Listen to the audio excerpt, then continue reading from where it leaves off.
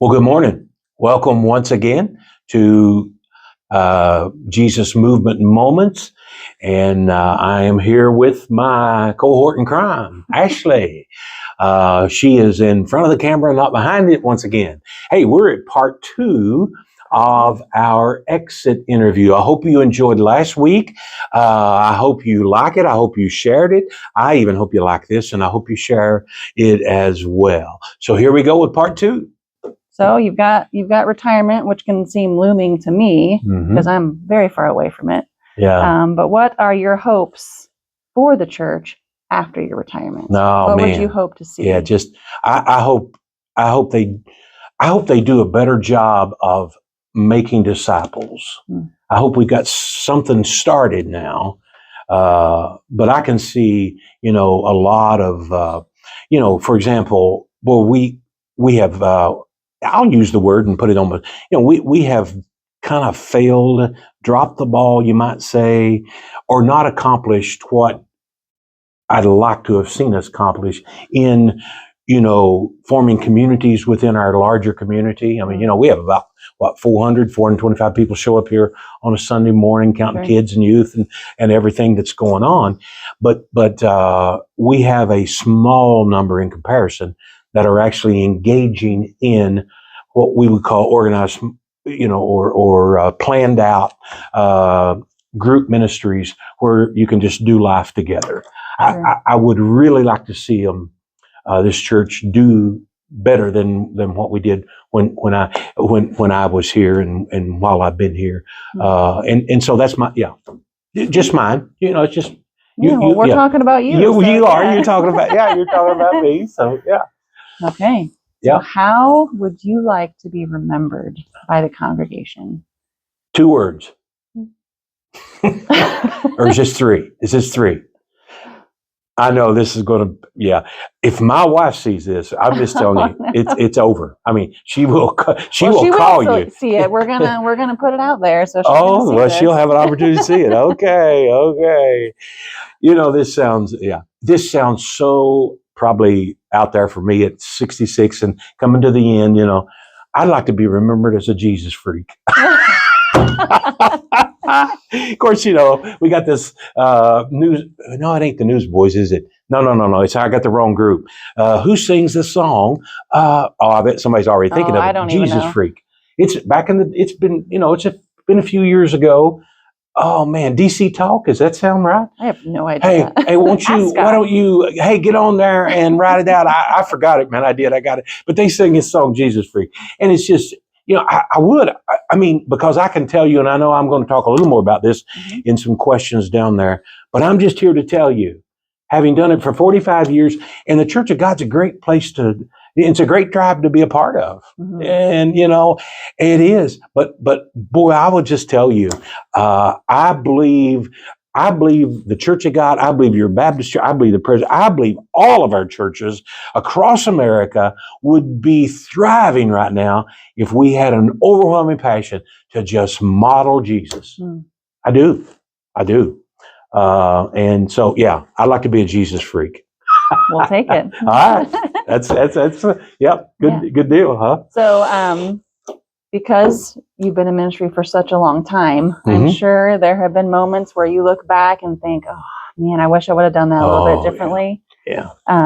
Is there anything that you would do or anything that stands out that you can think of to talk about that you would change or tweak a little bit? Well,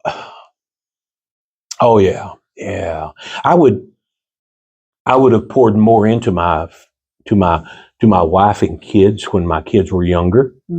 I would. That would be a different thing I would do. I would just poured more into them.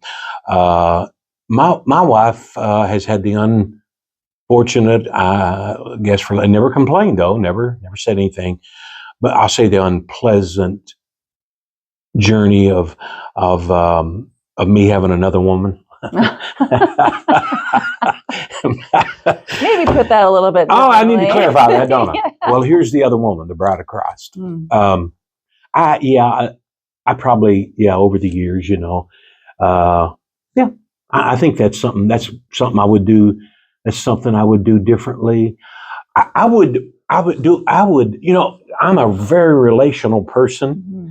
And so I probably don't need a lot of help in developing relationships, for example, with staff Sure. or with other leaders, Mhm. because personally, I mean, hey, you've kind of been You can around talk here. to anybody. Yeah, just, and so I probably wouldn't need a lot of the help, but I think I would need to had a do over. I think I would like to have someone to coach me and mentor me and instruct me and hold me accountable, to be more assertive and accountable to staff and elders in not just having a relationship, because of that relationship. Sometimes I've kind of said, you know what, I'm not going to go there with Ashley, Sure. or I'm not going to go there with Drew, or I'm not going to go there with, Ed or Fred or whoever, leaders. I think I could have helped the church more. Hmm. I do. I think I could have, if I would have just been firmer, Had those hard conversations. had those hard conversations. Sure. Yeah. So that's something I'd have to do over. So I told you, now listen here, I told you I was going to, some of these are a little long. That's okay. It's interesting that the one Yeah. that I would do over would be a little longer. Boy, having sit and sup with Jesus, as I've had the privilege and he has given me the grace to do in the past several years here. Oh, how I wish I could have had that when I was younger. Sure. Yeah, I do, because I was all about being busy for Jesus and not much about being with Jesus. And I wish I'd really done that one different. And again, these are do-overs, and even some borderline regrets. Well, and it's hard when you're living, when you're in it. It's hard to see the big picture. It is, and so those are some things that come to my mind. And here's one that I'm closing on, wrapping it up on this question. Oh yeah, you got a few more to I go. got a few more. Yeah. And we may be getting closer on that time, actually. So you're in charge of the time. We're okay. Okay, all right. So I was thinking about this. I've been thinking about this. I would take a lot more personal time and attention to personally greet and meet students, kids. Just, making small children feel special. So I will comment on this, because I think you have a gift just of remembering names. And I'm horrible. If you tell me your name, I'm so sorry. I've probably already forgotten it. I've dropped a few too. But you make, especially my kids specifically, you remember their names and addressing them by name. And that just sucks them right in and makes them feel loved and appreciated. So that I will say that I think you might be wrong on that one. Well, no, and I've done it. I have done it more in these last 6-7 years. I really have, but as far as, I would just, and it's, by the way, it's one of the things that I'm going to be involved in. That's another question. Whoa. But anyway, so just making every kid that comes through these doors, we pour a lot of resources and a lot of attention into developing student and children's ministries. And I'm saying yay, but man, I'm telling you, we should be pouring a lot of time and attention and energies into me as a pastor, Doug as an elder, Scott as an elder, Drew as a children. Well, Drew does it as kids guy, but I mean, just personally, and personally valuing, esteeming, building up, making every kid feel special. Doesn't matter where they come from, what they're doing, what they've done. And that's one of the things I love about what we're doing on Wednesday night, and that would be one of my, and I'm quitting on that one. Yeah. If I had that to do over, I would have started that a lot earlier. All right. Okay. Next question, Ashley. So what has the church taught you that you will carry with you into retirement? Okay. So this particular church. Okay. So this particular church had a bus ministry when I came the first time. Yep. This particular church has what Drew's got going on Wednesday, bringing those students in, and I mean, I think he had like 40 some last Wednesday night, or the last time they were together, and it had a bus ministry, and this church taught me the value of outreach.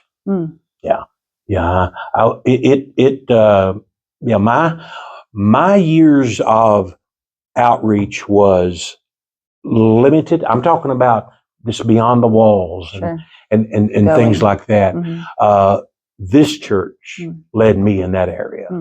This church made me better because I was here in that area. So I don't want to go. I will go down the list and just name some that just kind of, Richard Lee, Don Dauber, some of them were Jesus, Chuck Barton, Jeff Barton, Laren Robinson, the Yeltons, the Frabers, oh goodness, the Nichols, and I know I'm leaving somebody out.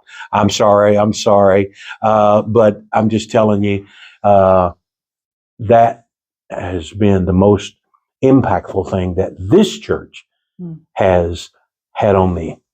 Okay, that's a good one. Yeah. Okay, we're getting down to the wire here. All right. A couple questions left. Okay. Do you have any retirement plans?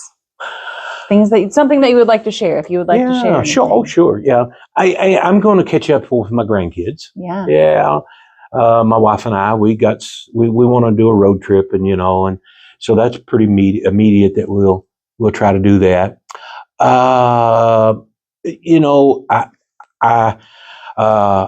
While I'm retiring from pastoring this church, I have an enormous burden and we talked about this in staff meeting. So this is a repeat for you. Yeah. As I shared with the staff, my greatest fear for any local church is that we drift into a religious Christianity or a Christianity religion, and we drift away from a Christ relationship. I can tell you that may be my greatest fear for any church, but by being my greatest fear, it's also my greatest burden as I go forth. And I am pumped. I'm excited. I am burdened. I'm called. I'm commissioned. I got God's thumb in my back. Every pulpit I get, I'm going to help people to acknowledge. I want him to use me to help people to acknowledge, hey, you are drifting into a Christian religion. And I don't care what the religion is, as I shared with, by the way, I'm probably going to preach on this my last sermon. I don't know. Me and the Holy Spirit still talking about that one, but I may preach. That may be my last sermon on 27th, because I'm not doing anything on the 4th. And of course, this is Easter Sunday, so but that's one of the things that I'm going to do when I get an opportunity to preach. I don't care if it's 5 people sitting there listening or if it's 5,000. I am going to try my best to destroy the religion of Christianity and revive the relationship with Christ. So I think when I think of retirement, I think of, you're working a job and you're not going to do that job anymore. But for you, it seems that your passion and the drive to continue your ministry has not changed. Well, yeah. And one more thing. One more thing. So remember, I told you about, kids and children. Yeah. So, I'm a volunteer chaplain for the sheriff's office, and we've been, Sheriff Dodd and I have been in conversation, and Deputy Copus and some of us, we've been in conversation about before the badge. And that just simply is focusing on some students across our county, and trying to help some students in our schools, in just trying to help some of our students to see their value, to understand significance, and and project on them words of affirmation. Life and death is in the power of the tongue. Our students have had so much death spoken over them. I want to be another voice. Not that there's not voices out there, but there's a bunch of them out there. But I want to be another voice who speaks life. And so, yeah, that's a couple of things I have in, in mind after retirement. Okay, last question. Last question.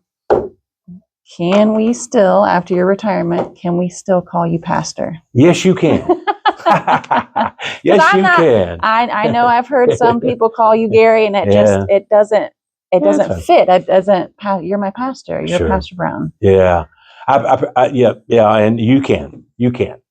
Yeah, you can. Well, you heard it here. Yeah. You can still all right, but with the understanding that you call your next pastor, that you call them pastor. Sure.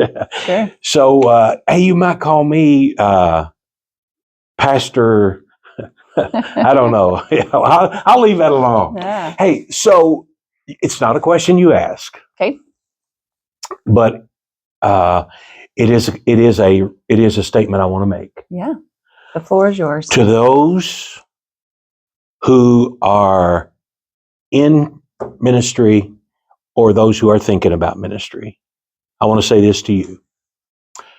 Make the ministry as much about Jesus as you can, as little about the church as you have to, and make it nothing about you. And you'll have a successful ministry. Guarantee it. Oh, I wish I'd have done that. I wish I'd have known that at my primitive years, but and would have done that. I learned it, I'll never forget. Actually, I'm done. I'm quitting. I'll never forget. I get a phone call. I've told this story many times. So there's this young lady. She's a sophomore in college, and she says, "Pastor Brown, I'd like to do an interview with you. Can we do it on the phone? Have you got 20 minutes?" I said, "Oh, for you, I got." So we're on the phone. We're talking. She's at college for a class. She's getting a grade on this. Yep. She asked me all these questions. All these, and we go. She said, "Okay, my final question: do you have any advice to give to anyone that's thinking about getting into ministry?" And immediately I said, "If you can talk God out of it, don't do it." And there was dead silence. Yeah. On the end of she said nothing. And I said, and I called her by name. I said, "Hello?" And I called her by name. "Are you still there?" "Yes." "Why on earth would you say something like that to somebody like me who's planning on going into ministry?" She had such a passion for missions. And I said, "Because the fact that you couldn't talk him out of it is what will keep you in it when you want to get out of it." And she said, "Thank you." Yeah. So there you go. I'm done, Ashley. Okay, well, that's it. You can retire now. I can retire now. Okay.